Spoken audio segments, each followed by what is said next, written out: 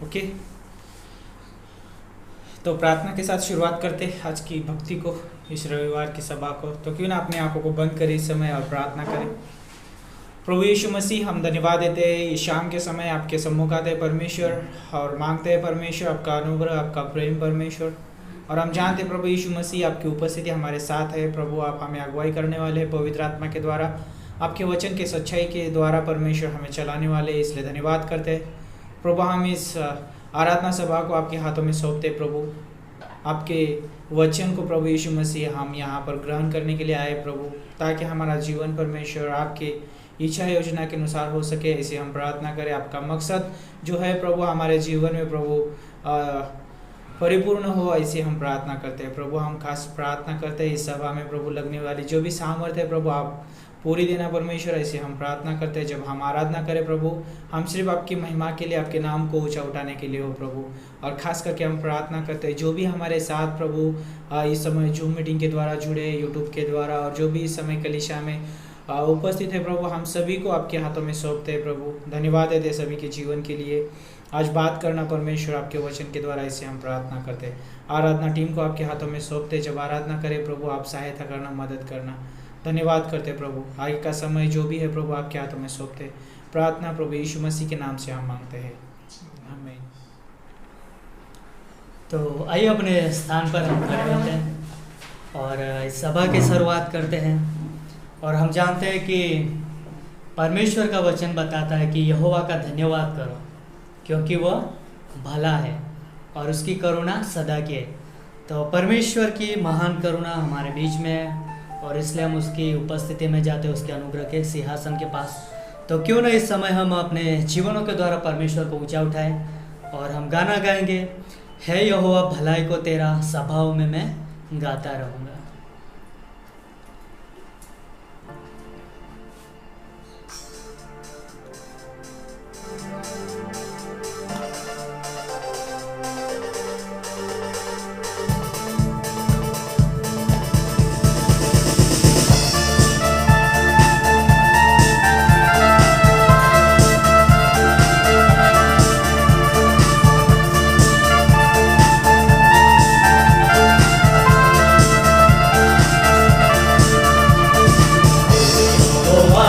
भलाई को तेरा सभाओं में गाता रहूँगा, भलाई को तेरा सभाओं में गाता रहूँगा। तेरे जान में तेरे नाम को हर पल लेता रहूँगा, इस जान में तेरे नाम को हर पल लेता रहूँगा। तू मेरी जान है, तुझ में ईमान है, तू मेरी जान है, तुझ में ईमान है। सारे जहां में गाता रहूँगा, हे यहोवा भलाई को तेरा सभाओं में गाता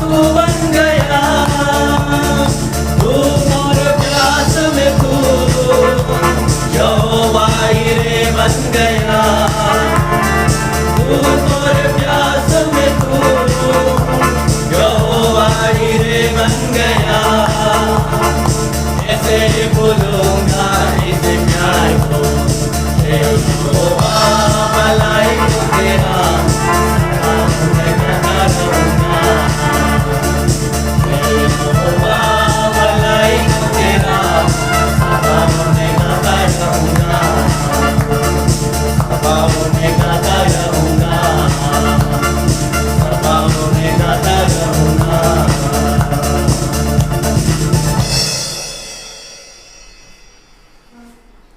आइए हम दूसरा भी गाना गाते हैं। सारे जग में तेरी प्रशंसा हो, यीशु ही जीवन, यीशु ही आशा है।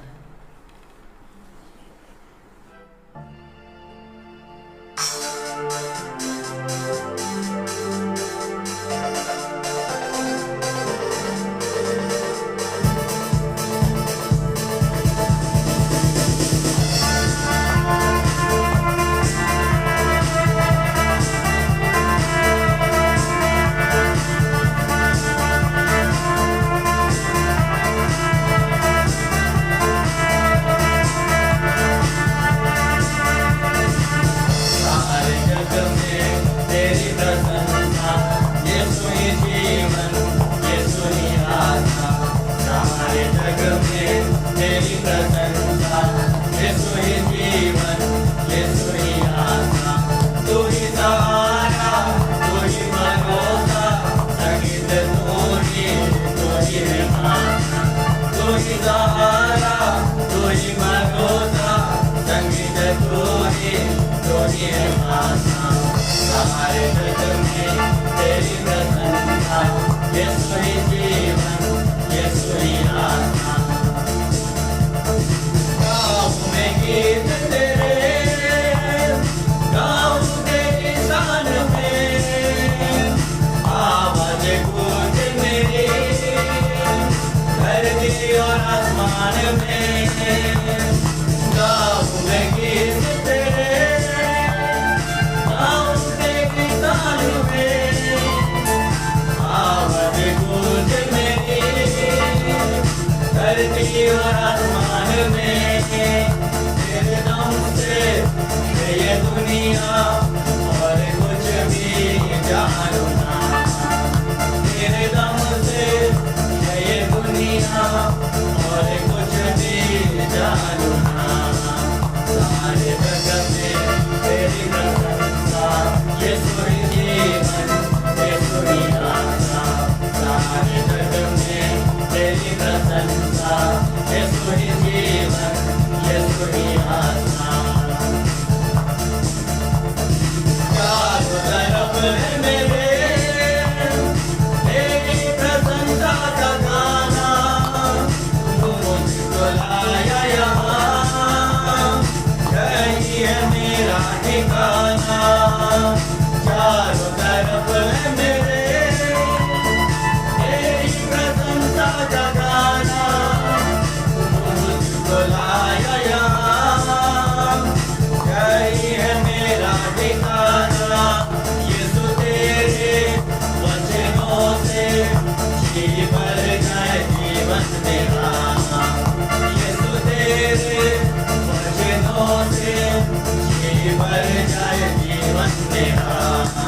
सारे जग में तेरी प्रशंसा, यीशु ही जीवन, यीशु ही आशा। सारे जग में तेरी प्रशंसा, यीशु ही जीवन, यीशु ही आशा। तू ही सहारा, तू ही भरोसा, संगीत तू ही है आशा। तू ही सहारा, तू ही भरोसा, संगीत तू ही है आशा। सारे जग में तेरी प्रशंसा, यीशु ही जीवन, यीशु ही आशा। सारे जग में तेरी प्रशंसा, यीशु ही जीवन, यीशु ही आशा।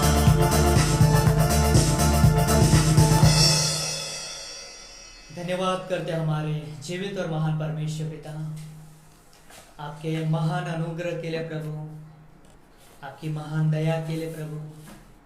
धन्यवाद करते हैं आपकी करुणा के लिए जो जीवन से भी उत्तम है प्रभु।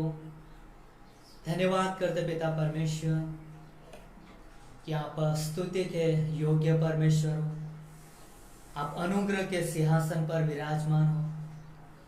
धन्यवाद करते पिता परमेश्वर कि आप हमारी ओर खड़े हो प्रभु, और इसलिए हम आपकी उपस्थिति में आपके सामर्थ के द्वारा, आपकी अगुवाई के द्वारा हम आपकी महिमा कर पाते हैं, हम आपके नाम को धन्य कहते प्रभु। धन्यवाद करते पिता परमेश्वर कि आप आराधना, महिमा और स्तुति के योग्य परमेश्वर हो। इसलिए हम आपकी उपस्थिति में आते हैं और आपके नाम को ऊंचा उठाते प्रभु। धन्यवाद करते महान परमेश्वर कि आप हमारे बीच में प्रभु। धन्यवाद करते पिता, आपकी स्तुति हो प्रभु, महिमा हो पिता, बढ़ाए हो। धन्यवाद।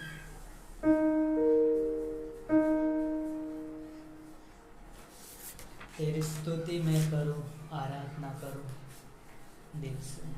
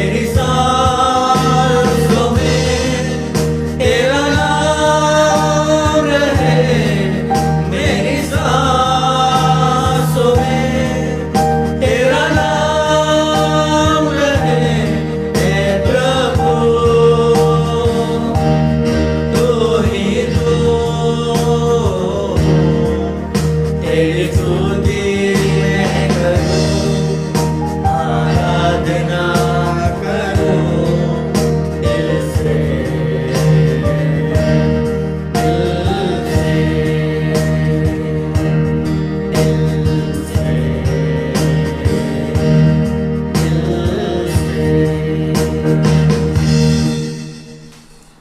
पिता परमेश्वर, हम आपकी आराधना स्तुति करते हैं प्रभु। यस परमेश्वर, आप महान हो, राजाओं के राजा, प्रभुओं के प्रभु, स्वर्ग में विराजमान पवित्र परमेश्वर हो। यस पिता परमेश्वर, आप स्वर्ग से हमारी ओर नजर करके देखते हो पिता परमेश्वर।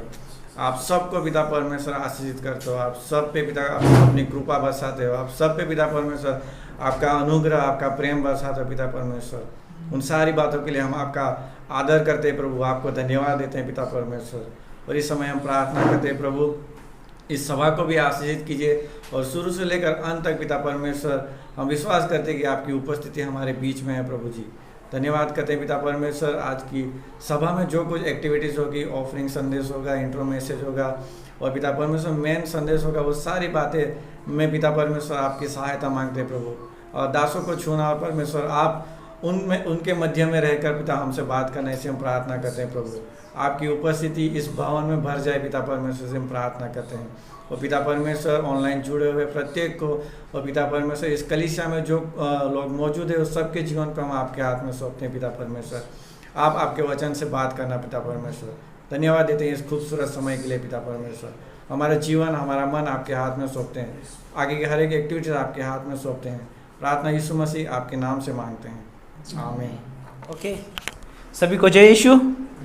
और ग्रेटर ग्रेस जालोद कलीसिया में हम सभी का स्वागत करते हैं पूरे दिल से। जो भी हमारे साथ ऑनलाइन जुड़े हैं यूट्यूब के द्वारा और जो भी हमारे साथ जूम मीटिंग के द्वारा जुड़े, आप सभी का स्वागत है। और जो भी हमारे साथ कलीसिया में उपस्थित है, आप सभी का फिर से एक बार हम ग्रेटर ग्रेस जालोद कलीसिया में आपका स्वागत करते हैं। और ये जो समय है अद्भुत समय रहने वाला है। जैसे कि इस अनाउंसमेंट के बाद जो है एक ऑफरिंग संदेश होगा, फिर हम दान लेंगे, एक गीत होगा और फिर उसके बाद में हम इंट्रो मैसेज जिसे हम परिचय का संदेश कहते हैं वो होगा और फिर मेन संदेश रहेगा।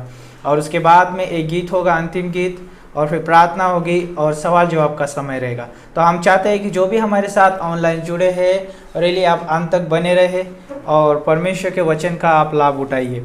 तो धन्यवाद आप सभी का जुड़ने के लिए फिर से एक बार। तो कुछ अनाउंसमेंट, खास अनाउंसमेंट इस रीति से, जैसे कि हम जानते हैं कि हमारा बाइबल स्टडीज़ जो है ऑन है और जो भी बुधवार की सभा रहेगी वो भी अद्भुत सभा रहेगी। और हम चाहते हैं कि आप ज़रूर हमारे साथ बुधवार की सभा में भी जुड़िए। और हम जानते हैं कि हम सभी लोग कि हमारे पास इस समय पासवान नहीं है हमारे साथ, लेकिन वो बॉम्बे में है। लेकिन हम जानते हैं कि अगले जो हफ्ते में हमारे साथ रहेंगे और हम जानते हैं कि अद्भुत वचन के साथ वो हमारे साथ रहेंगे और रियली हमारे लिए एक प्रोत्साहन का समय रहेगा। और हम चाहते हैं कि अब रियली आप बुधवार की सभा में भी जुड़िए। और जैसे कि 3 दिन अपना बाइबल कॉलेज चल रहा है, गुरु शुक्र शनि, उसके लिए भी प्रार्थना करिए। फिर हम रविवार की सभा में मिलने वाले हैं, उससे पहले हम फैमिली विजिट में भी मिलेंगे। तो उन सारी चीज़ों के लिए प्रार्थना करिए। ओके, तो क्यों ना इस समय हम सारी चीज़ों के लिए प्रार्थना करें, प्रभु के हाथों में सौंप दे। प्रभु हम धन्यवाद देते हैं, इन सारी बातों को प्रभु आपके सम्मुख लाते हैं। हम चाहते हैं कि प्रभु आप हमें अगुवाई करें, मदद करें। प्रभु जो भी ज़रूरतें हैं परमेश्वर आप पूरी करना प्रभु इस कलीसिया की, और जो भी एक्टिविटीज़ है प्रभु इन सारी चीज़ों को आपके हाथों में सौंपते हैं गॉड। प्रभु सहायता करना, मदद करना प्रभु। जो भी आज का जो समय है प्रभु अद्भुत समय रहे और प्रभु आपके वचन का हम लाभ उठा सके परमेश्वर। धन्यवाद देते प्रभु, आगे का समय आपके हाथों में सौंपते हैं और प्रभु इस कलीसिया के द्वारा होने वाले हर एक कार्यक्रम को आपके हाथों में सौंपते हैं। पासवान टीम और जो भी लीडर्स है प्रभु यीशु मसीह और जो भी भक्तगण है सभी को प्रभु सहायता और मदद करना परमेश्वर। धन्यवाद करते हैं, आगे का समय आपके हाथों में सौंपते हैं। प्रार्थना प्रभु यीशु मसीह के नाम से मांगते हैं, आमीन। ओके, तो ये ऑफरिंग संदेश का समय है। तो आइए आप मेरे साथ बाइबल में निकाल सकते हो पहला थिस्सलुनीकियों उसका 5वां अध्याय और उसका 18वीं पंक्ति। पहला थिस्सलुनीकियों उसका 5वां अध्याय और 18वीं पंक्ति। यहाँ पर परमेश्वर का वचन अद्भुत से कहता है कि हर बात में धन्यवाद करो, क्योंकि तुम्हारे लिए मसीह यीशु में परमेश्वर की यही इच्छा है। एक बार और पढ़ते हैं कि हर बात में धन्यवाद करो, क्योंकि तुम्हारे लिए मसीह यीशु में परमेश्वर की यही इच्छा है।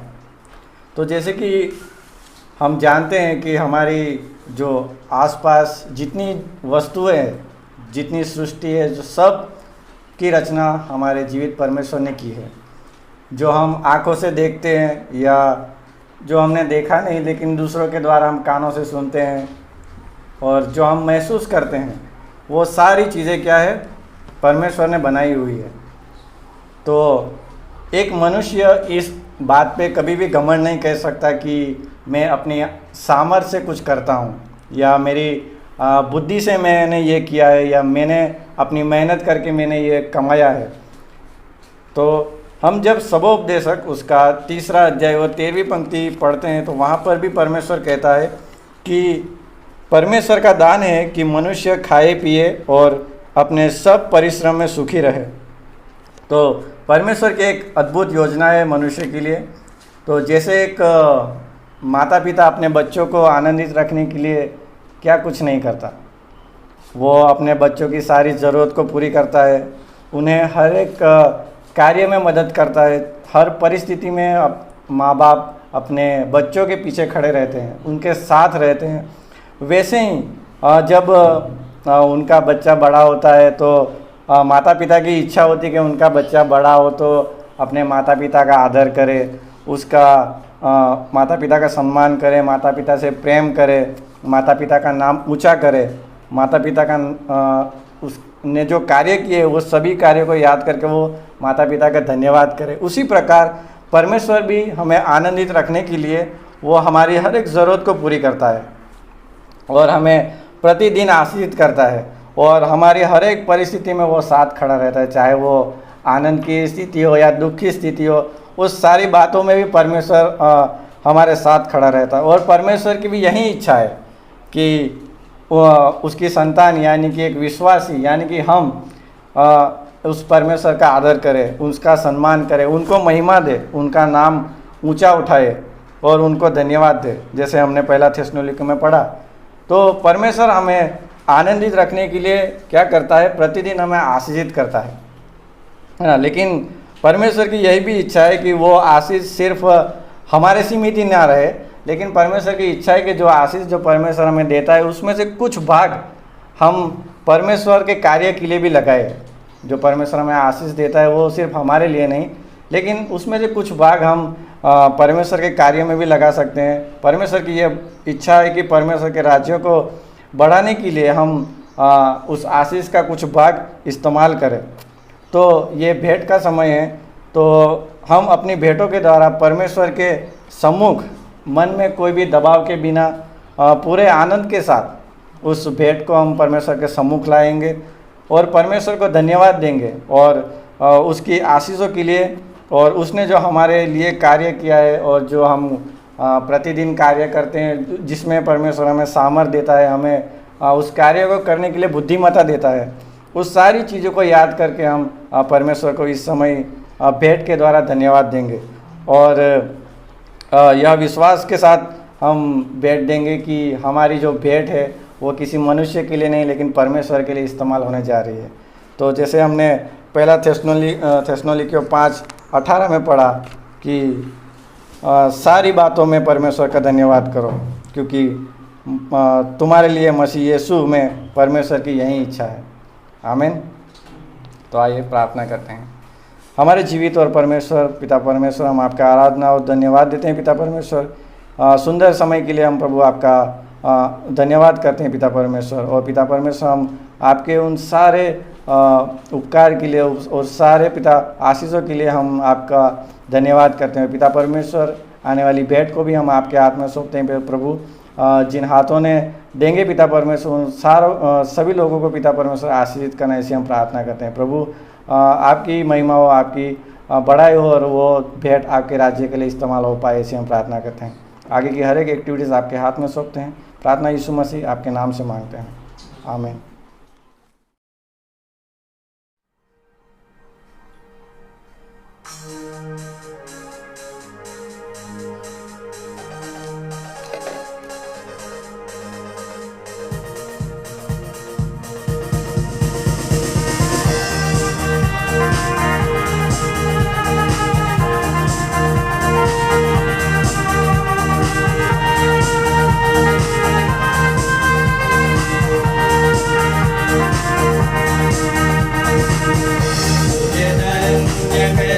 रहे हम, जब तक ये जीवन रहे, आवाज देते रहे हम, तेरा नाम ऊंचा रहे, तुझे धन्य कहते रहे हम, जब तक ये जीवन रहे, आवाज देते रहे हम, तेरा नाम ऊंचा रहे, तुझे धन्य कहते रहे हम।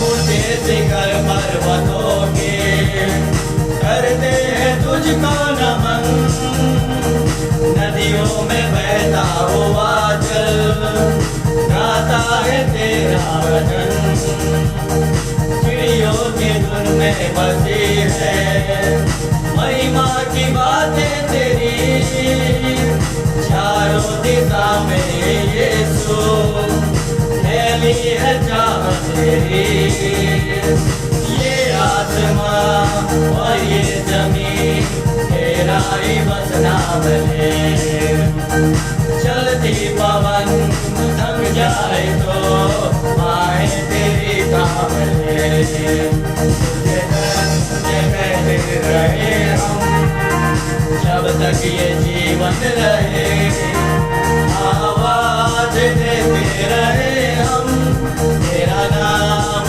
ऊंचा रहे, तुझे धन्य कहते रहे हम। फूलों में तेरी महक है, गलियों में तेरी हंसी, हर एक मानव में यीशु तेरी ही सांसें बसी, हर रात को चांद तारे तेरी ही बातें करे, सूरज की मदहोश किरणें तेरी चमक से डरे, तूफान भी बरसात भी कहना तेरा मानते, तूने रचा ये सारा जहां तुझको खुदा मानते, तुझे धन्य कहते रहे हम, जब तक ये जीवन रहे, आवाज देते रहे हम, तेरा नाम ऊंचा रहे, तुझे धन्य कहते रहे हम, जब तक ये जीवन रहे, आवाज देते रहे हम, तेरा नाम ऊंचा रहे, तेरा नाम ऊंचा रहे।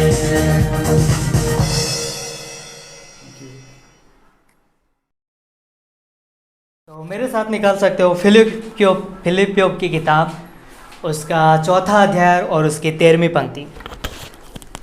फिलिपी 4:13। यहाँ पर इस प्रकार से लिखा है, जो मुझे सामर्थ देता है उसमें मैं सब कुछ कर सकता हूँ। फिर से एक बार, जो मुझे सामर्थ देता है उसमें मैं सब कुछ कर सकता हूँ। तो यदि हम जानते हैं कि परमेश्वर जो है वो सर्व सामर्थी परमेश्वर है, और वो सामर्थ्यवान परमेश्वर यदि हमें कुछ करने के लिए, यदि वो हमें सामर्थ्य देता है, बल देता है, तो हम सारी चीज़ों को कर सकते हैं। क्यों? क्योंकि हम अपने दम पर नहीं करते, हम परमेश्वर का सामर्थ्य लेके और उसी की सहायता के द्वारा हम सब कुछ कर सकते हैं। यदि हमें प्रभु में एक मन रहना है तो अभी हमें परमेश्वर के सामर्थ्य लगेगा। यदि हमें किसी की मदद करना है, यदि हमें किसी की सहायता करना है, तो अभी परमेश्वर के द्वारा हम कर सकते हैं, क्योंकि वचन में लिखा है कि जो मुझे सामर्थ्य देता है उसकी सहायता से मैं सब कुछ कर सकता हूँ। चाहे वो फिर कोई भी बात क्यों ना हो, चाहे वो सुसमाचार भी बांटना क्यों ना हो, लेकिन मैं बांट सकता हूँ। क्यों? क्योंकि परमेश्वर मुझे सामर्थ्य देता है, और इसलिए मैं अपने जीवन की परिस्थितियों में भी आनंदित रह सकता हूँ, क्योंकि परमेश्वर मुझे सामर्थ्य देता है। और परमेश्वर मुझे सामर्थ्य देता है, इसलिए मैं अपनी घटियों में भी संतुष्ट रहना जानता हूँ। मैं हर समय मतलब कि परमेश्वर को धन्यवाद दे सकता हूँ। क्यों? क्योंकि परमेश्वर हमें सामर्थ्य देता है, और परमेश्वर हमें सामर्थ्य देता है, इसलिए हम प्रार्थना कर सकते हैं, विजयी जीवन जी सकते हैं, एक दूसरे के लिए मध्यस्थता कर सकते हैं और हम नम्र भी बन सकते हैं, चर्च में भी आ सकते हैं ना, कोई भी बहाना नहीं बना सकते, क्योंकि परमेश्वर हमें सामर्थ्य देता है। और हम जानते हैं कि परमेश्वर जो है वो सर्व सामर्थी परमेश्वर है और वो परमेश्वर के लिए कोई भी बात असंभव नहीं है, उनके लिए कोई भी बात कठिन नहीं है, वो असंभव को संभव करने वाला परमेश्वर है। और हम जानते हैं कि वो परमेश्वर ने आंधी को कहा कि थम जा और आंधी थम गई। उस परमेश्वर ने कहा कि हे लाजरस कब्र में से बाहर निकाला और 4 दिनों से वो मुर्दा लाजरस कब्र में से बाहर निकल आया। 38 साल से एक व्यक्ति बीमार था, जो कि 38 साल से वो कमज़ोर व्यक्ति था, और यीशु मसीह ने कहा कि मैं तुझे कहता हूँ उठ और अपना बिछाना उठा के चल फिर लग, और एक क्षण के अंदर वो चलने फिरने लगा। मतलब कि जो मुझे सामर्थ्य देता है उसकी सहायता से मैं सब कुछ कर सकता हूँ। और इसलिए हमें याद रखना है कि परमेश्वर की जो सामर्थ्य है वो हमारे जीवन के लिए सुरक्षा का स्थान है। परमेश्वर का जो सामर्थ्य है वो हमें बचाता है, वो हमें छुटकारा देता है, वो हमारे जीवन में चंगाई लेके आता है, और हमारे जीवन में जो भी सारी चीज़ें हैं उन सारी चीज़ों को वो उपाय भी करता है। और इसलिए हमें याद रखना है कि परमेश्वर के सामर्थ्य से मैं सब कुछ कर सकता हूँ।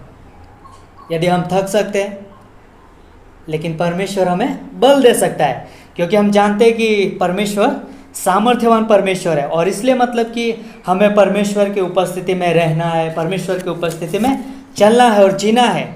तो परमेश्वर सामर्थ्यवान परमेश्वर है और इसलिए हम उसकी सहायता से सब कुछ कर सकते हैं। तो हम जानते हैं कि इस परमेश्वर सर्वसामर्थ्य है और इसलिए उसके हाथों में हमारा जीवन सुरक्षित है। हम जानते हैं कि यीशु मसीह सर्वसामर्थ्य है, इसलिए उसने पाप को हरा दिया, मौत को हरा दिया, संसार पर विजय पाया। क्यों? क्योंकि परमेश्वर सामर्थ्यवान परमेश्वर है। और इसलिए हम देखते हैं कि पवित्र आत्मा भी सामर्थ्यवान है। परमेश्वर का वचन बताता है कि तुम्हें भय की आत्मा नहीं दिया है, लेकिन सामर्थ की आत्मा दिया है। और इसलिए 1 यूहन्ना 4:4 में लिखा है कि तुम्हारे अंदर जो वास करता है वो इस संसार में उससे भी बड़ा है। मतलब कौन है? पवित्र आत्मा। तो वो सामर्थ्य है। और इसलिए हमें याद रखना है कि परमेश्वर के वचन में भी सामर्थ्य है, क्योंकि परमेश्वर का वचन में प्रभाव है, वो प्रभाव रहित नहीं है। और इसलिए मतलब कि वचन के द्वारा जीवन बदले जाते हैं। और इसलिए मतलब कि हमें याद रखना है कि परमेश्वर के अनुग्रह में सामर्थ्य है, और क्योंकि परमेश्वर का अनुग्रह हमें संभालता है, परमेश्वर के प्रेम में सामर्थ्य है। और इसलिए मतलब कि हम कुछ भी कर सकते हैं जो परमेश्वर हमारे जीवन से चाहता है। तो हमारा विश्वास, हमारा भरोसा सर्वशक्तिमान परमेश्वर पे है, जो कि वो सर्व सामर्थ्य है, वो भय योग्य परमेश्वर है। और इसलिए मतलब कि हम उसकी सहायता से सब कुछ कर सकते हैं। तो क्यों ना हम अपने जीवन में निर्णय लें उसकी उपस्थिति में जीने का, और वो जो कहता है उसके अनुसार हमें करने के लिए। तो जब हम परमेश्वर की उपस्थिति में जीते हैं तो हम सारी चीज़ों में परिपक्व होते जाते हैं, हम सिद्ध बनते जाते हैं, कठिनाइयों का भी हम सामना करते जाते हैं, क्योंकि परमेश्वर हमें सामर्थ्य देता है और उसकी सहायता से हम सब कुछ कर सकते हैं। तो क्यों ना परमेश्वर इस वचन के द्वारा आपका अनुग्रह दे। तो आइए हम प्रार्थना करते हैं। धन्यवाद देते हैं हमारे सामर्थ्यवान परमेश्वर पिता आपके महान अनुग्रह के लिए। क्या आपके अनुग्रह अद्भुत है पिता परमेश्वर। और धन्यवाद देते हैं आपके सामर्थ्य के लिए प्रभु, कि जो हमारे लिए है पिता परमेश्वर। और जब आप हमें सामर्थ्य देते हो तो हम हमारी कमजोरियों में भी हम घमंड करते आप में और आपको महिमा देते पिता परमेश्वर। होने देना पिता परमेश्वर, आगे के समय को भी हम आपके हाथों में सौंपते हैं, आने वाले संदेश को भी आप अभिषेक करना, हमसे बातें करना। धन्यवाद देते हैं। ये प्रार्थना यीशु मसीह के नाम से मांगते हैं, आमीन।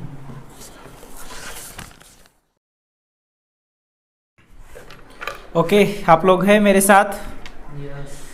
सच में मुझे तो एक ही व्यक्ति का आवाज़ आ रहा है हमारे चर्च में। Hallelujah, hallelujah. ओके, धन्यवाद। आप सब लोगों का आवाज़ सुन के बहुत अच्छा लगा। और जो भी हमारे साथ जूम मीटिंग पे है, आप सभी लोगों का मैं आवाज़ सुन सकता हूँ। धन्यवाद आप लोगों का भी।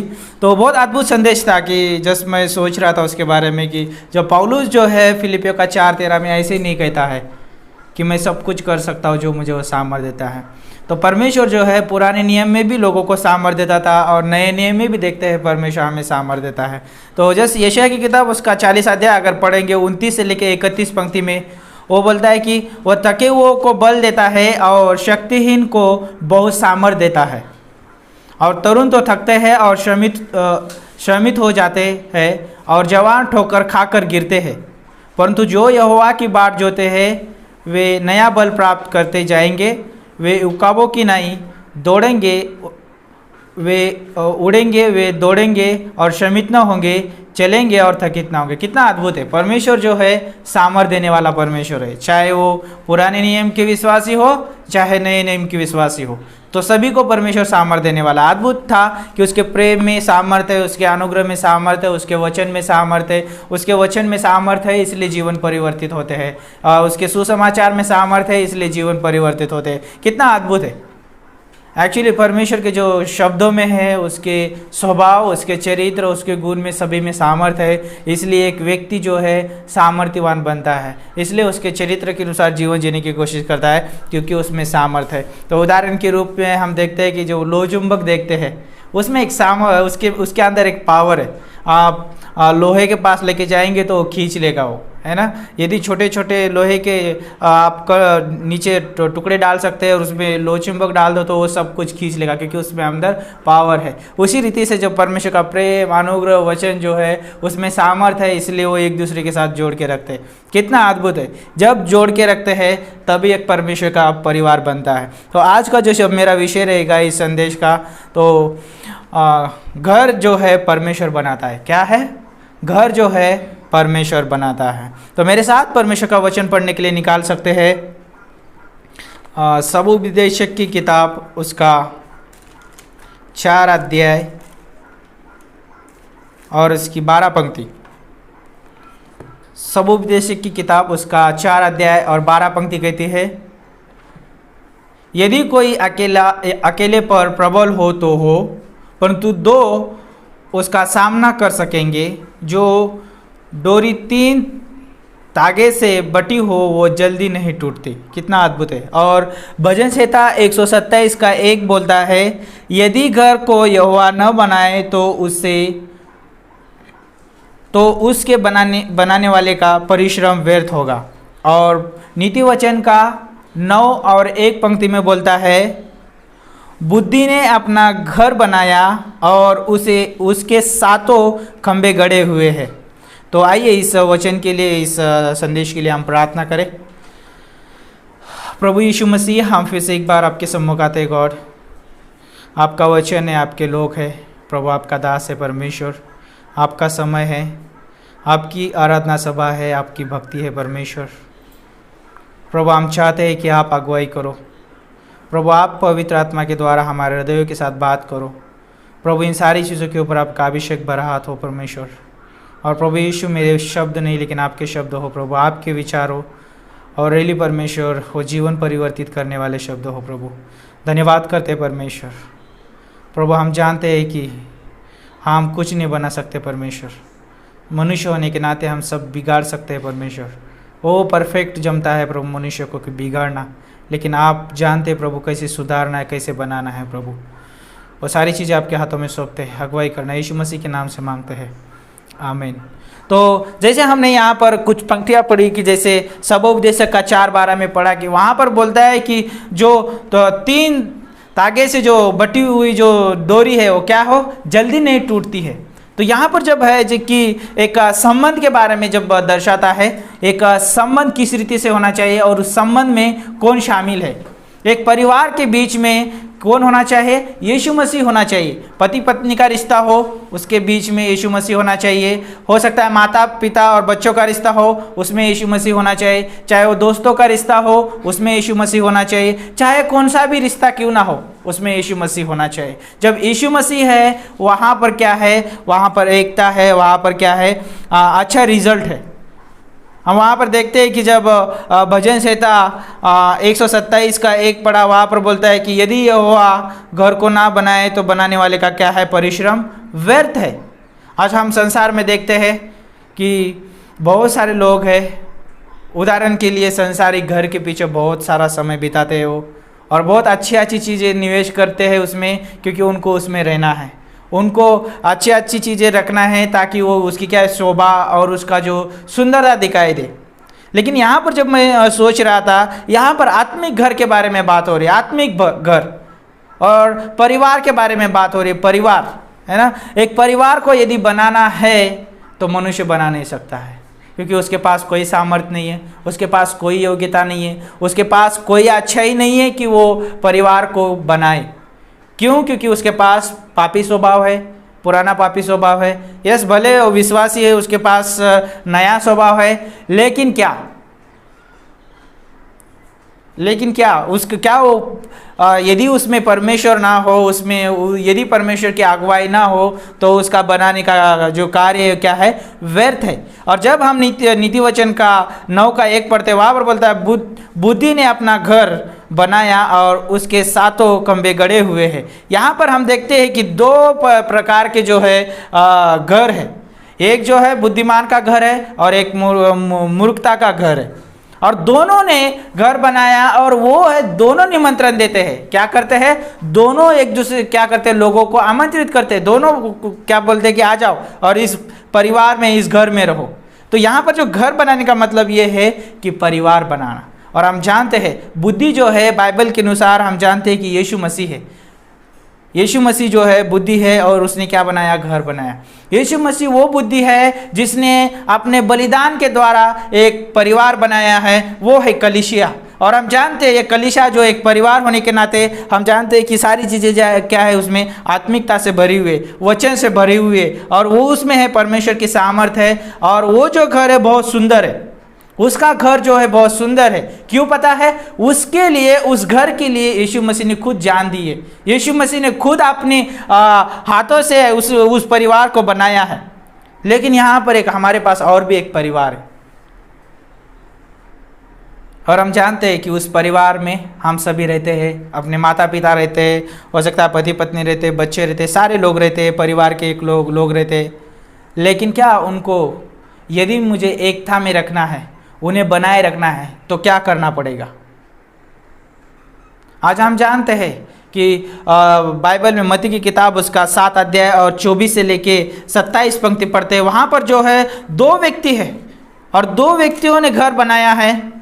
और हम जानते हैं कि बुद्धिमान जो व्यक्ति है उसने चट्टान के ऊपर घर बनाया है। 24 पंक्ति को यदि पढ़ेंगे आप, और जब आप 26 पंक्ति को पढ़ेंगे, वहाँ पर जो है मूर्ख व्यक्ति ने घर बनाया है। और जो बुद्धिमान व्यक्ति जो है उसने जो है चट्टान के ऊपर घर बनाया है, और जो मूर्ख व्यक्ति जो है उसने बालू के ऊपर घर बनाया है। और दोनों के ऊपर दोनों के ऊपर क्या लगी? तूफान आया और उसके ऊपर ठोकरें लगी। और वहाँ पे क्या हो गया? चाहे बुद्धि ने घर बनाया है, उसके ऊपर भी क्या हो गई? ठोकर लग गई है। और जो मूर्ख ने बनाया है उसके ऊपर भी ठोकर लग गई है। लेकिन कौन सा घर गिर गया?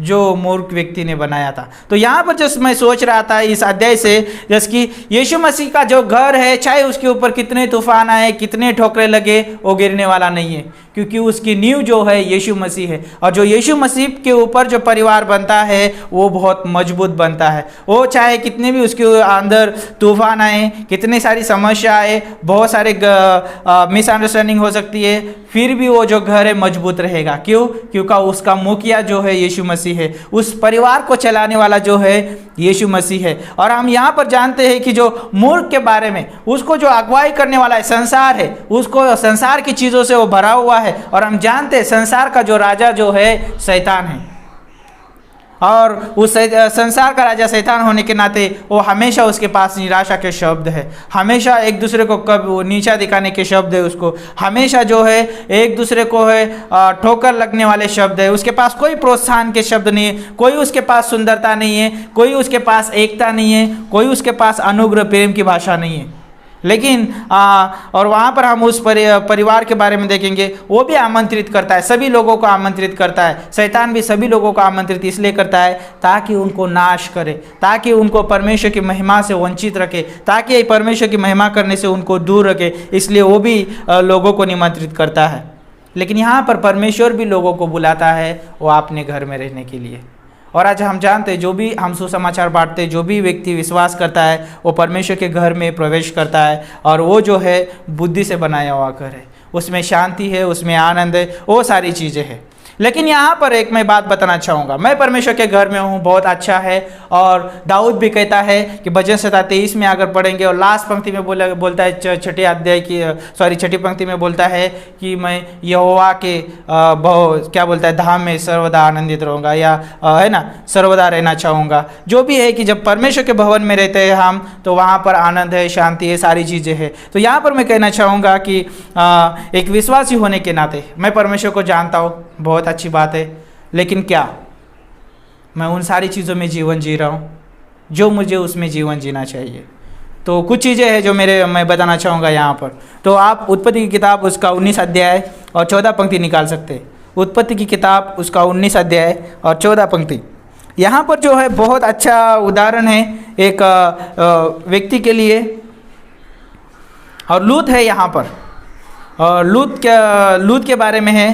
तो पढ़ेंगे यहाँ पर वो पंक्ति। तब लूत ने निकलकर अपने दामादों को, जिनके साथ उसकी बेटियों की सगाई हो गई थी, समझा के कहा, उठो, इन स्थान से निकल चलो, क्योंकि यहोवा इन नगर को नाश किया चाहता है। पर वह अपने दामादों की दृष्टि में ठट्टा करनेहार सा जान पड़ा। तो कि यहाँ पर जब हम देखते हैं, लूत बोलता है अपने जो दामाद जिसकी वो क्या उसके बेटियों की जिनके साथ सगाई हो गई थी, और उनको बोलता है कि ओके, अब क्या हो गया है, परमेश्वर ये सदोम और गमोरा को क्या करने वाला है, विनाश करने वाला है, क्योंकि अभी इसमें बहुत सारी दुष्टता भरी हुई है। और परमेश्वर कहता है कि इसमें से निकल जाओ, और परमेश्वर का आदेश है कि हमें यहाँ से निकलना है, क्योंकि हम धर्मी लोग हैं, हम परमेश्वर का भय मानने वाले लोग हैं, हमें यहाँ से निकलना चाहिए। लेकिन वहाँ पर ओके, धर्मी हैं, परमेश्वर का सारी चीज़ों से भय मानते हैं, आप विश्वासी है, कोई बात नहीं। हम जानते हैं कि संसार में है, हम संसार में होने के नाते हम परमेश्वर का भय मानते हैं, विश्वासी कहलाते हैं। लेकिन क्या हमारे पास परमेश्वर को हमारे जीवन में प्राथमिक स्थान पे रखा है? प्रथम स्थान पे क्या हमने रखा है परमेश्वर को? कुछ क्रम है, इस कहानी के साथ हम जाएंगे। कुछ क्रम है परिवार को परिपक्व बनाने के लिए, कुछ क्रम। तो पहला क्रम जो है, मेरे जीवन में प्राथमिकता या प्रथम स्थान जो है परमेश्वर का होना चाहिए। ओके, यदि मैं मेरे परिवार को सुरक्षित रखना चाहता हूँ, यदि मैं मेरे परिवार को परमेश्वर में बनाना चाहता हूँ, यदि मैं मेरे परिवार को परमेश्वर में बढ़ते हुए देखना चाहता हूँ, तो उस क्रम में जो है प्रथम स्थान पे जो है परमेश्वर होना चाहिए। मेरे जीवन में या मेरे परिवार के हर एक सदस्य के जीवन में परमेश्वर जो है प्रथम स्थान पे होना चाहिए। जब प्रथम स्थान पे होता है परमेश्वर, तो उसमें कुछ चीज़ें आती है। नंबर 1 चीज़ है आदर, भय आता है वहाँ पर। भय का मतलब है कि हम परमेश्वर का बहुत आदर करते हैं। चाहे मैं घर में हूँ, चाहे मैं कहीं कोई भी स्थान पे क्यों ना हूँ, मैं परमेश्वर का आदर करता हूँ, परमेश्वर का भय मानता हूँ कि परमेश्वर मेरे साथ है।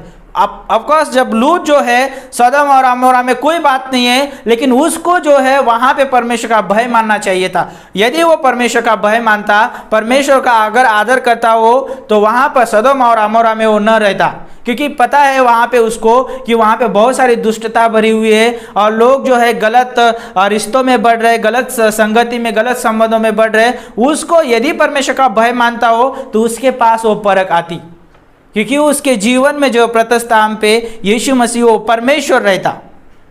नीति वचन का 1:7 यदि आप पढ़ोगे, वहाँ पे बोलता है परमेश्वर का भय मानने से बुद्धि की शुरुआत होती है, और बुद्धि वो है जो मुझे सही रास्तों पे अगुवाई करती है। और बुद्धि जो है वो खुद यीशु मसीह है। यीशु मसीह मुझे कहीं गलत संगति में अगुवाई नहीं करेगा। यीशु मसीह जो है मुझे गलत संबंधों में कभी बढ़ने नहीं देगा। यीशु मसीह जो है मुझे गलत रिश्तों में कभी बढ़ने नहीं देगा, क्योंकि वो बुद्धि से भरा हुआ है, और बुद्धि मुझे कभी गलत रास्तों में मुझे अगुवाई नहीं करेगी। यदि मेरे जीवन में प्रथम स्थान पे यीशु मसीह है, तो वो यीशु मसीह मुझे सही रास्तों पे अगुवाई करेगा, सही मार्गों में अगुवाई करेगा। जब मैं उसका भय मानता हूँ, उसको मेरे जीवन में प्रथम स्थान रखता हूँ। और दूसरी बात यह है महिमा। जब आप प्रकाशित वाक्य 5:12 पढ़ेंगे, वहाँ पर बोलता है कि उस मेमने की महिमा हो, वो आदर के योग्य है, प्रशंसा के, स्तुति के योग्य है, शांति के योग्य वो है। और हम जानते हैं कि हमारे जीवन में यीशु मसीह प्रथम स्थान पे है, तो हम जानते हैं कि उसको महिमा देंगे, उसको आदर देंगे, उसको प्रशंसा देंगे और उसकी आराधना करेंगे हम, वो सारी चीज़ें। और तीसरी बात आती है आराधना। और हम जानते हैं यूहन्ना की किताब उसका 4 अध्याय 24 पंक्ति, यदि मुझे आराधना करना है मेरे पास परमेश्वर का वचन और परमेश्वर की आत्मा के द्वारा ही मैं आराधना कर सकता हूँ। तो यदि मेरे पास परमेश्वर मेरे जीवन में प्रथम स्थान पे है तो मैं उसकी आराधना आत्मा और सच्चाई से करता हूँ। यदि मेरे जीवन में प्रथम स्थान पे परमेश्वर नहीं है तो हो सकता है कि मैं किसी और चीज़ों की आराधना कर रहा हूँ, हो सकता है मैं किसी और चीज़ों को महिमा दे रहा हूँ, हो सकता है किसी और चीज़ों को मैं आदर दे रहा हूँ और उसमें परमेश्वर की वो सारी चीज़ें हो नहीं रही। इसलिए मैं मेरे परिवार को या मैं मेरे जीवन को सही रीति से नहीं बना पाऊँगा। और चौथा जो चीज़ जो है स्थान, हर एक हिस्से में उसकी महिमा होनी चाहिए, हर एक हिस्सों में वो विराजमान होना चाहिए। और हम जानते हैं यदि मेरे जीवन में प्राथमिकता है या प्रथम स्थान है, उस जीवन में क्या है, परमेश्वर को मेरे जीवन में प्रथम स्थान है। मेरे जीवन में परमेश्वर को प्रथम स्थान है तो मैं मेरे जीवन को भी अच्छी तरह से चला सकता हूँ और मेरे परिवार को भी मैं अगुवाई कर सकता हूँ। लूत जो है उसके जीवन में प्राथमिकता दिखाई नहीं देती है, परमेश्वर के लिए कोई प्राथमिकता दिखाई नहीं देती है, परमेश्वर के लिए कोई आदर की बात नहीं दिखाई देती, उसके जीवन से कोई परमेश्वर की महिमा नहीं हो रही, उसके जीवन से कोई परमेश्वर की आराधना नहीं हो रही। ऑफकोर्स उसके लिए एक व्यक्ति प्रार्थना कर रहा है। यदि आप 19 अध्याय के ऊपर की पंक्ति आप पढ़ेंगे तो वहाँ पर जो है अब्राहम जो है परमेश्वर का भय मानने वाला व्यक्ति है, अब्राहम जो है परमेश्वर का आदर करने वाला है, उसके जीवन के द्वारा परमेश्वर की महिमा हो रही है, परमेश्वर की आराधना, और उसके जीवन में जो है प्रथम स्थान पे परमेश्वर है। और परमेश्वर बोलता है ओके अब्राहम मेरा दोस्त है, मैं सदोम और गमोरा को विनाश करने से पहले मैं उसको बांटना चाहूँगा। और वो रहस्य परमेश्वर को बांटता है। और अब्राहम जो है वहाँ पर है, उसके लूत के लिए 6 बार प्रार्थना करता है वहाँ पर। और हम जानते हैं परमेश्वर वहाँ पर उनको बचाता है, परमेश्वर निकालता है। लेकिन हम देखते हैं कि लूत के जीवन में कोई प्रथम स्थान नहीं था, फिर भी परमेश्वर ने उसको वहाँ से निकाला। लेकिन आप 26 पंक्ति में पढ़ेंगे उसको बोला था परमेश्वर ने कि जब उसको मैं विनाश करूँगा कोई पीछे की तरफ नहीं देखेगा, यदि वो देखेगा तो वो विनाश हो जाएगा, वहाँ पर उसको भी वो भी मर जाएगा। और हम देखते हैं कि उसके पत्नी के जीवन में प्राथमिकता नहीं थी। यदि मैं मेरे परिवार को बचाना चाहता हूँ, मेरे जीवन में परमेश्वर स्थान पे होना चाहिए, ना कि वो सारी चीज़ें। लूत की पत्नी के जीवन में परमेश्वर प्रथम स्थान पे नहीं था, उसके जीवन में परमेश्वर के लिए आदर कोई ना था, परमेश्वर की आज्ञा मानना कुछ वो सारी चीज़ कुछ नहीं थी।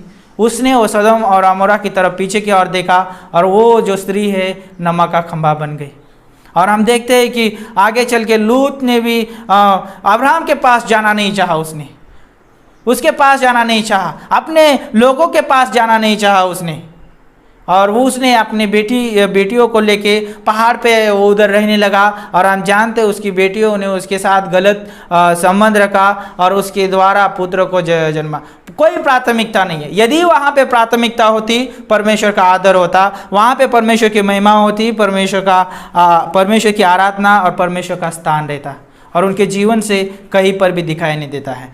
यदि मैं घर बनाना चाहता हूँ तो उसमें मुझे परमेश्वर की अगुवाई चाहिए। यदि परमेश्वर की उसमें अगुवाई नहीं है तो मेरा घर बनाना व्यर्थ है, मेरा परिवार मुझे बनाना व्यर्थ है, मैं उस परिवार को नहीं बना सकता हूँ। लूत अपने परिवार को सही रीति से बना नहीं पाया क्योंकि उसने परमेश्वर को प्राथमिक स्थान पे नहीं रखा। दूसरा पॉइंट ये है, भक्ति का जीवन होना चाहिए। क्या होना चाहिए? पहला पॉइंट है मेरे जीवन में प्राथमिकता होना है, प्राथमिकता यानी परमेश्वर होना चाहिए मेरे प्राथमिकता में। और दूसरी बात कि मेरा जीवन भक्ति का जीवन होना चाहिए, और उस भक्ति के जीवन में व्यक्तिगत संबंध होना चाहिए परमेश्वर के साथ। और उस जो है व्यक्तिगत संबंध में जो है उस समय जो है मैं शांत मनन करता हूँ, शांत का समय रहता है मेरा परमेश्वर के साथ, एकांत का समय रहता है। और उस संबंध में मैं परमेश्वर के साथ व्यक्तिगत रीति से बढ़ता हूँ। कैसे बढ़ता हूँ? व्यक्तिगत रीति से। तो लूत को पता होना चाहिए कि मैं परमेश्वर का व्यक्ति हूँ और मुझे जो है परमेश्वर के साथ व्यक्तिगत संबंध में बढ़ना है। और जब मैं परमेश्वर के साथ व्यक्तिगत संबंध में बढ़ूंगा, उसकी एकता में बढ़ूंगा, उसके एकांत के समय में बढ़ूंगा, तब मैं मेरे दामादों को भी सिखाऊंगा, मेरे बेटियों को भी सिखाऊंगा, मेरी पत्नी को सिखाऊंगा, तब मेरे बातों का वो आदर करेंगे, तब मेरे बातों को वो मान लेंगे, तब वो मेरी आज्ञा का भी पालन करेंगे। और उसने वो सारी चीज़ें नहीं किया और उसने अपने दामादों को कहा कि यहाँ से चलो, जो परमेश्वर यहोवा है उसको नाश करना चाहता है, और उन्होंने उसको ठट्टों में उड़ाया। सोचिए, यदि मेरा जीवन में जो परमेश्वर प्रथम स्थान में नहीं है, मेरा जीवन भक्ति का जीवन नहीं है, तो कोई मेरा उदाहरण फॉलो नहीं करेगा। मेरे परिवार के सदस्य क्यों ना हो, मेरे भाई बहन क्यों ना हो, मेरी पत्नी हो, चाहे मेरे कोई भी क्यों ना हो, यदि मैं उनको कुछ बातें बताऊँ वो नहीं मानेंगे। क्यों? क्योंकि मेरा जीवन उस रीति से नहीं है। यदि मैं मेरे परिवार को बनाना चाहता हूँ, अच्छा देखना चाहता हूँ, उसमें सुंदरता देखना चाहता हूँ, मुझे ये सारी चीज़ें करना पड़ेगा। परमेश्वर को प्रथम स्थान पे रखना पड़ेगा और भक्ति का मुझे जीवन जीना पड़ेगा। और उसमें आएगा, दूसरा पॉइंट आएगा उसमें कि वचन के साथ मुझे समय बिताना पड़ेगा।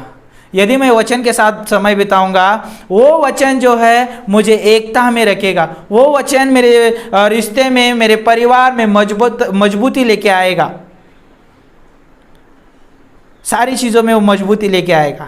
तो यदि मैं वचन के साथ समय बिताता हूँ तो 3 चीज़ें होती है उसमें। नंबर 1, वचन को मैं पढ़ता हूँ। दूसरी चीज़, मैं उसे सुनता हूँ। और तीसरी चीज़, वचन मैं बांटता हूँ। पढ़ता हूँ पहले, सुनता हूँ और फिर मैं बांटता हूँ। यदि मैं पढ़ूंगा नहीं, सुनूंगा नहीं, तो मैं बांट नहीं पाऊंगा।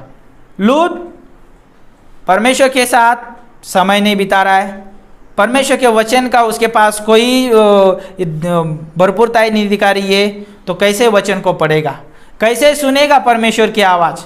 परमेश्वर की आवाज़ नहीं सुनेगा तो लोगों के साथ क्या बांटेगा वो?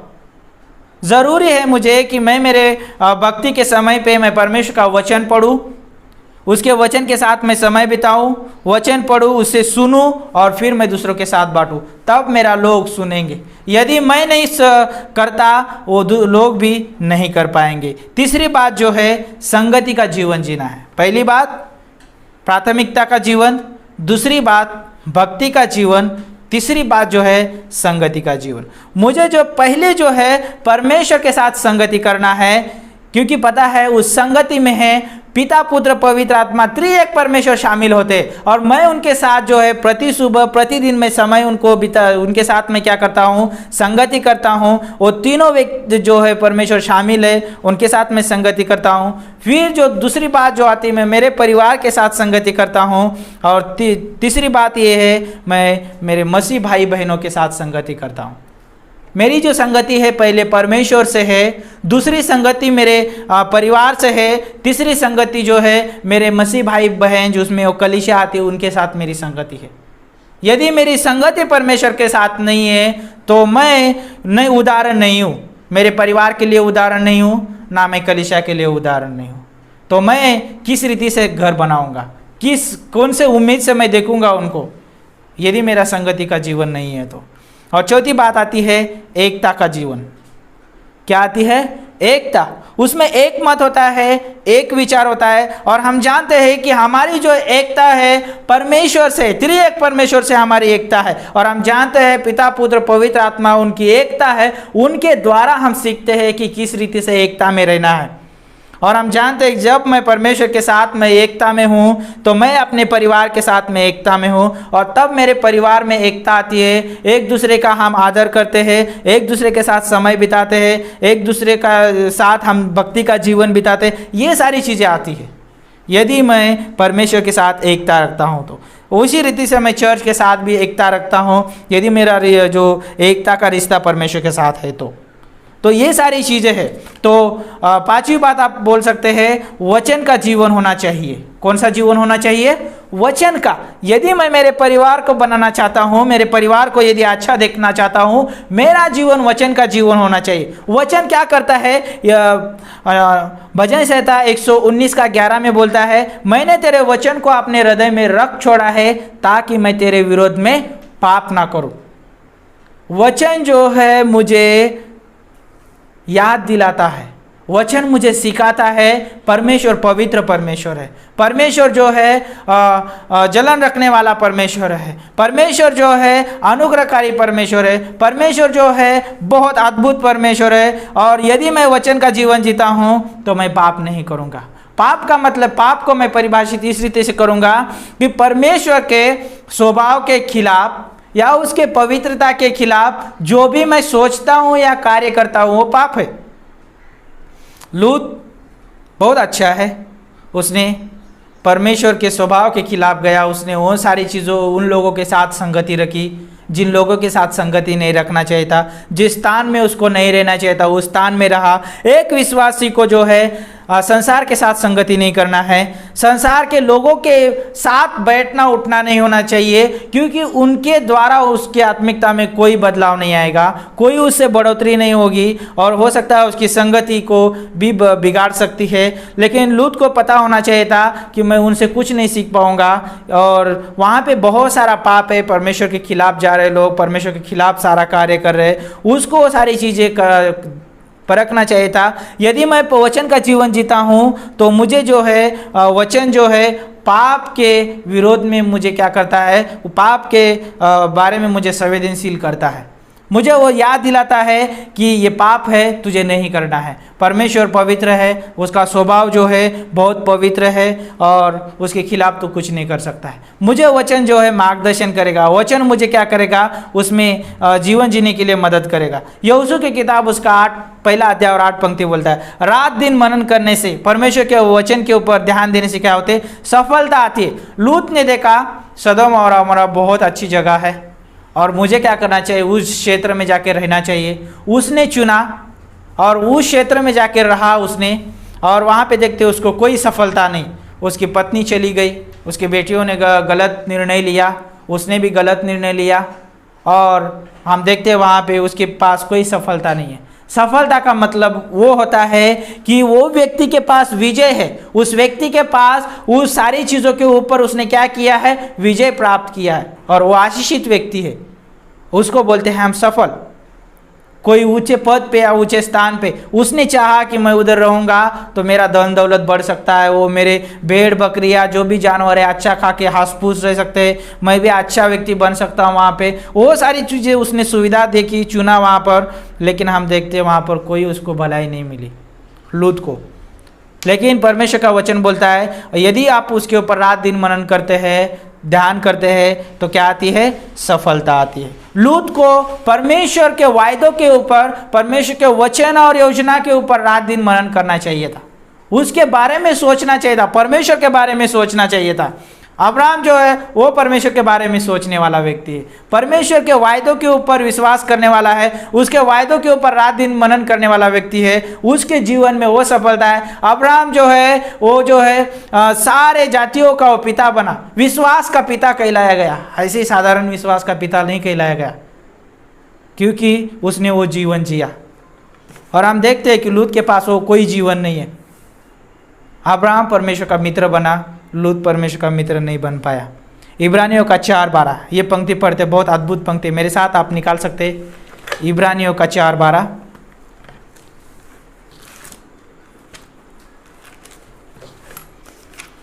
इब्रानियों का 4:12 बोलता है, क्योंकि परमेश्वर का वचन जीवित और प्रबल और हर एक दोधारी तलवार से भी बहुत चौका है और जीवन और आत्मा को और गांठ और गुदे गुदे को अलग करके पार पार छेदता है और मन की भावनाओं और विचारों को जांचता है।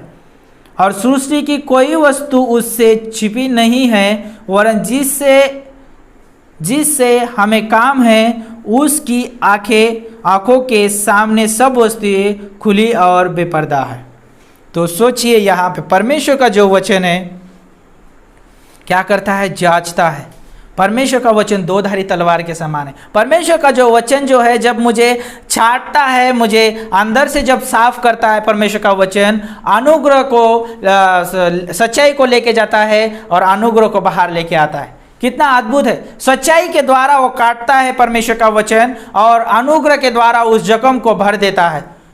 और जब मेरे पास परमेश्वर का वचन है, मेरा जीवन परमेश्वर के वचन के अनुसार जीवन है मेरा, तो मेरे पास सच्चाई और अनुग्रह, सच्चाई मुझे जो है बताती है कि ये जो स्थान तेरे लिए ठीक नहीं है, ये जो है, यदि तू तेरे परिवार को बनाना चाहता है, तेरे परिवार में सुंदरता और अच्छाई देखना चाहता है, तो ये सच्चाई है, तुझे ये क्या करना पड़ेगा, फॉलो करना पड़ेगा। और परमेश्वर बोलता है ओके, ये सच्चाई है, तुझे अपनाना पड़ेगा, लेकिन मैं तुझे अनुग्रह दूंगा।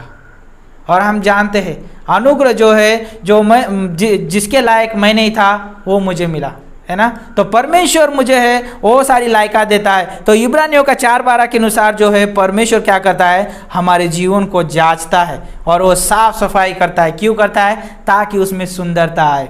तब मेरा जो जीवन जो है परमेश्वर का एक भवन बनता है, परमेश्वर के परिवार का एक क्या बोलता है, एक अच्छा सदस्य मैं बनता हूँ।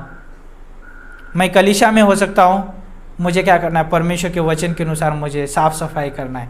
मैं मेरे परिवार में हूँ तो भी मुझे परमेश्वर के वचन के अनुसार साफ़ सफाई करना है, तो मैं वहाँ पर भी आशीष का कारण बनता हूँ मेरे परिवार के लिए, और कलीसिया के लिए भी मैं आशीष का कारण बनता हूँ। परमेश्वर वही चाहता है। यदि मैं वहाँ पे भी आशीष का कारण ना बनूँ और इधर के कलीसिया के लिए भी आशीष का कारण ना बनूँ, तो दूसरा व्यक्ति है जो मुझे आमंत्रित करने वाला है। जैसे हमने शुरुआत में कहा कि शैतान जो है संसार में है, उसका परिवार, उसका भी परिवार है, वो भी मुझे उसमें आमंत्रित कर सकता है, और वो मुझे निराशा से, परेशानी से, तकलीफ से भर देता है, ताकि मैं मेरे परिवार के लिए भी आशीष का कारण नहीं बनूंगा और कलीसिया के लिए भी आशीष का कारण नहीं बनूंगा।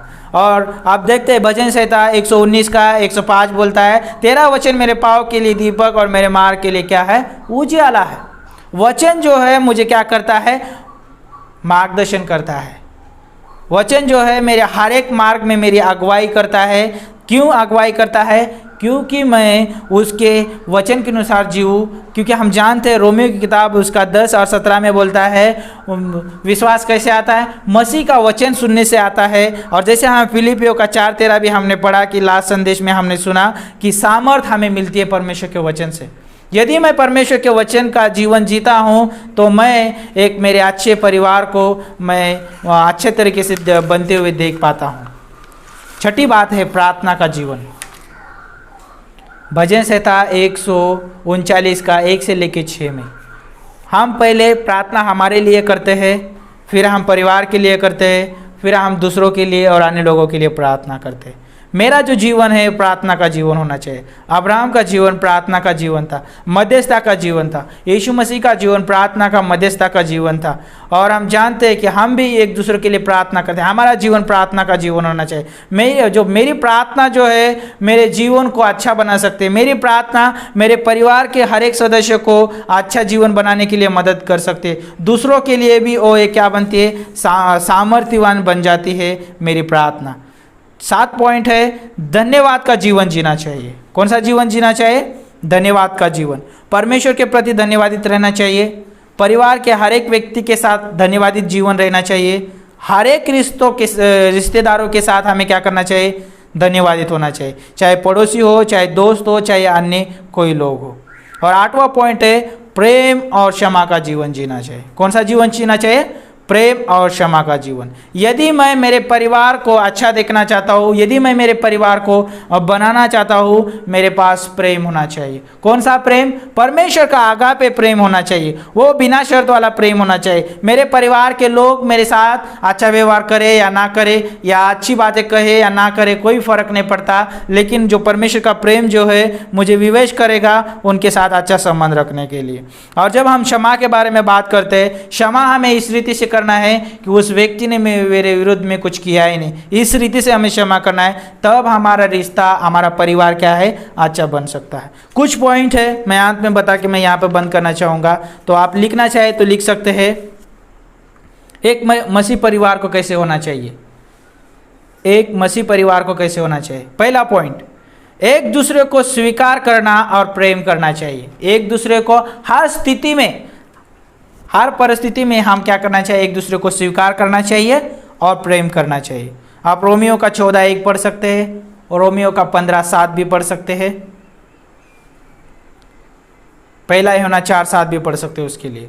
दूसरी बात, एक दूसरे के लिए प्रार्थना करना। क्या करना चाहिए हमें? एक दूसरे के लिए प्रार्थना करना चाहिए। परमेश्वर के परिवार, मसीह का परिवार होने के नाते हम क्या करना चाहिए? एक दूसरे के लिए प्रार्थना करना चाहिए। तीसरी बात, एक दूसरे के प्रति सत्य बोलना चाहिए, उसमें झूठ नहीं होना चाहिए। क्या होना चाहिए? एक दूसरे के प्रति सत्य होना चाहिए। तो इसके लिए वचन इफिसियों की किताब 4:25, कोलोसियों का 3:9 और पहला पत्रस 3:10 लिख सकते हैं। चौथा पॉइंट है एक दूसरे के प्रति दयालु। एक दूसरे के प्रति दयालुता दिखाना बहुत ज़रूरी है। हमें एक दूसरे को दया देना बहुत ज़रूरी है।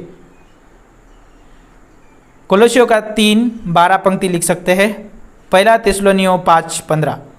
और पांचवा पॉइंट है एक दूसरे के लिए हमें आनंद का कारण बनना है।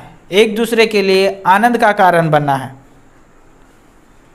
नीति वचन 15:30, नीति वचन 17:22।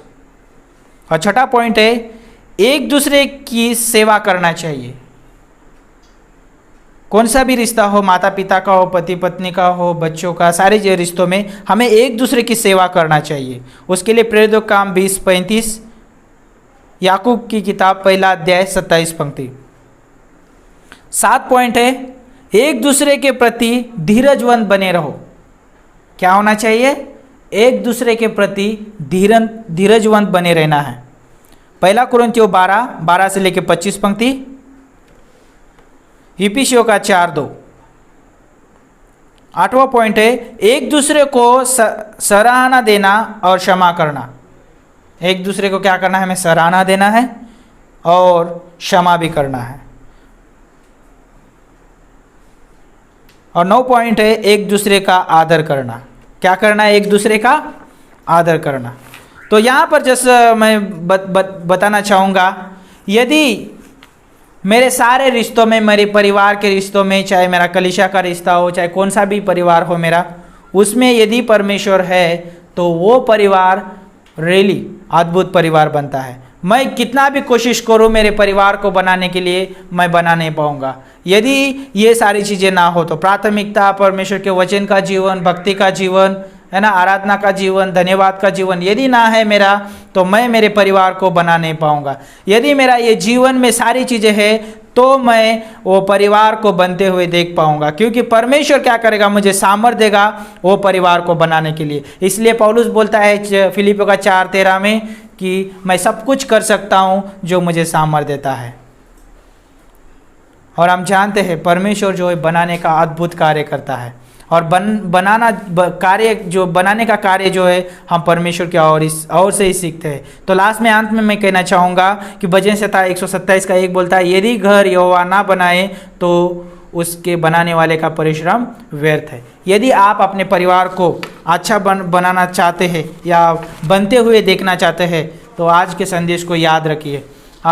उन सारी चीज़ों को आप रियली अपने जीवन में कार्य करने दीजिए। पहले आपके जीवन में कार्य करने दीजिए, फिर आप वो वचन जो है वो सारी चीज़ें दूसरों के जीवन में कार्य करेगा, क्योंकि आप उनके लिए उदाहरण ठहरेंगे।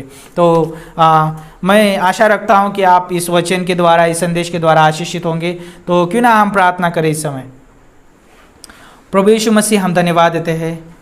हमारे पास कोई योग्यता नहीं है, हमारे पास कोई अच्छाई नहीं कि हम अपने परिवार को बचा सके या अपने परिवार को बना सके परमेश्वर, लेकिन आपके पास वो सारी चीज़ें हैं प्रभु। लेकिन प्रभु आपने सारी चीज़ें हमें दिया है ताकि हम आपके अनुसार जीवन जिए।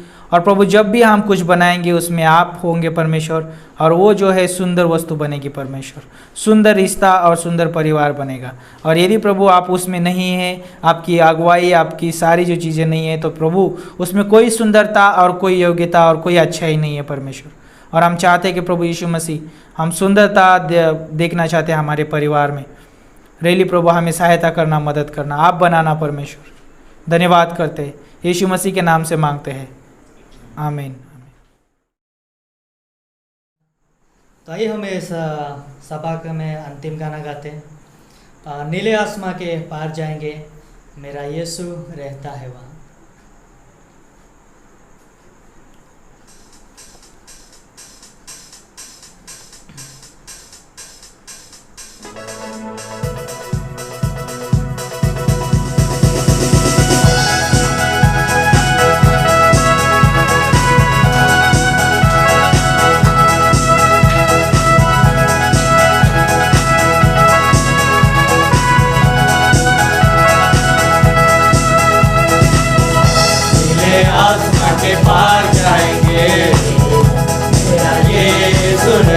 वहाँ, नीले आसमां के पार जाएंगे, मेरा यीशु रहता वहाँ। हम मिलेंगे बादलों पर, हम मिलेंगे बादलों पर, देखेगा सारा जहाँ, नीले आसमां के पार जाएंगे, मेरा यीशु रहता वहाँ, नीले आसमां के पार जाएंगे, मेरा यीशु रहता वहाँ। उसका कोई भी वादा न होगा अधूरा, हर एक वादा उसका होता है पूरा। उसका कोई भी वादा, उसका कोई भी वादा न होगा अधूरा, हर एक वादा उसका होता है पूरा। उसका कोई भी वादा,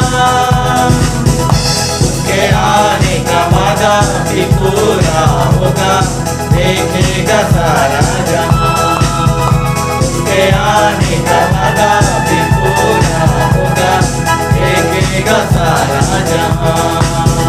हम मिलेंगे बादलों पर, हम मिलेंगे बादलों पर, देखेगा सारा जहाँ। ये विश्वास है मेरा जो होगा पूरा, सपना ये मेरा न रहेगा अधूरा। ये विश्वास है मेरा, ये विश्वास है मेरा जो होगा पूरा, सपना ये मेरा न रहेगा अधूरा। ये विश्वास है मेरा, उसके संग हम रहेंगे अपने यीशु के, देखेगा सारा जहाँ, उसके संग हम रहेंगे अपने यीशु के, देखेगा सारा जहाँ। हम मिलेंगे बादलों पर, हम मिलेंगे बादलों पर, देखेगा सारा जहाँ, नीले आसमां के पार जाएंगे, मेरा यीशु रहता वहाँ, नीले आसमां के पार जाएंगे, मेरा यीशु रहता वहाँ, मेरा यीशु रहता वहाँ, मेरा यीशु रहता वहाँ। हमारे जीवित और महान परमेश्वर पिता, धन्यवाद देते पिता परमेश्वर आज के इस सुंदर सभा के लिए पिता परमेश्वर। धन्यवाद करते पिता परमेश्वर कि इस कलीसिया के दैहिक जीवन के लिए पिता परमेश्वर। हाँ प्रभु, ये कलीसिया आपका परिवार है और इस परिवार के लिए यीशु मसीह आपने अपना बहुमूल्य लहू बहाया है प्रभु। और धन्यवाद करते पिता परमेश्वर कि आपके लहू के द्वारा खरीदा हुआ ये लोग हैं प्रभु, जो आपके परिवार के, आपके घराने के पिता परमेश्वर। और धन्यवाद देते पिता परमेश्वर कि इस परिवार के अंदर आपकी उपस्थिति हर हमेशा बनी रहती है, आपका वचन बना रहता है पिता परमेश्वर, आपकी स्तुति, आराधना, प्रशंसा बनी रहते प्रभु। धन्यवाद करते पिता परमेश्वर कि आप हमारे जीवन की देखरेख करते हो, संभालते हो प्रभु, और सारी ज़रूरतों को आप पूरा करते हो, इसलिए हम आपका धन्यवाद देते हैं। होने देना पिता परमेश्वर, आपका परिवार होने के नाते हम आपको और गहराई से जाने, आपके नज़दीकी संबंध में बढ़ते जाए प्रभु। हम आपके शिष्य बने, हम अपने जीवन के द्वारा आपकी महिमा करें प्रभु, वैसे हमारी प्रार्थना पिता। धन्यवाद करते यीशु मसीह के इस परिवार के बीच में आप चलते फिरते हो और आप अपनी महिमा लेते हो। धन्यवाद करते पिता परमेश्वर इस समय के लिए, इस सभा के लिए। होने देना पिता परमेश्वर, आगे के समय को भी हम आपके हाथों में सौंपते हैं, आप अगुवाई करना। ये प्रार्थना यीशु मसीह के नाम से मांगते हैं, आमीन।